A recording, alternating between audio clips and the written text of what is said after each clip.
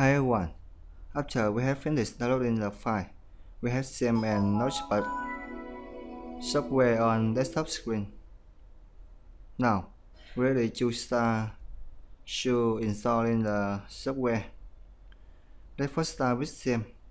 We want to double-click on installer of Xampp.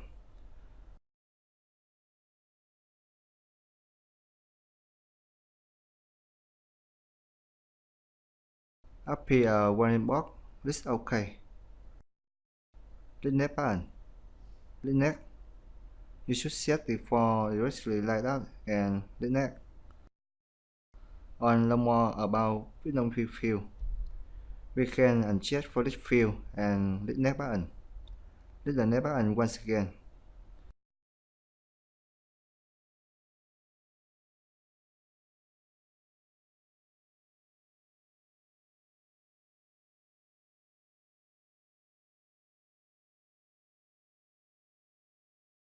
After completing the installation, click the Finish button.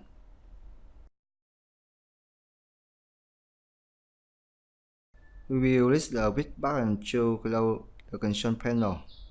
If you don't see the Xampp icon on desktop screen, you can find it in this C and go to Xampp folder.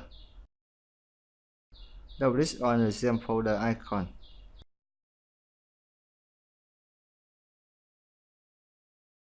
Inside the Xampp folder icon, you find the Xampp control.exe. Well, let's go to Central Desktop screen. We come back to desktop screen and double-click on the control panel icon. As you can see, I have some errors, but you don't worry about that problem. To fix the errors, just need to close the control panel and close the command panel. And then we will reopen the control panel icon. Now, it has worked fine for me. Let's try this by clicking on the start button of Apache field and clicking on the start button of MySQL field. Then we open a web browser to check for it.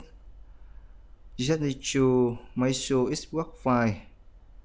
We're going to run a web browser, and in the location bar, let's type localhost. You see a page which includes a list bunch of languages. We list the language that you prefer, and it will redirect to a home page of Xampp. If you can see a page of Xampp like this, it means you have successfully installed.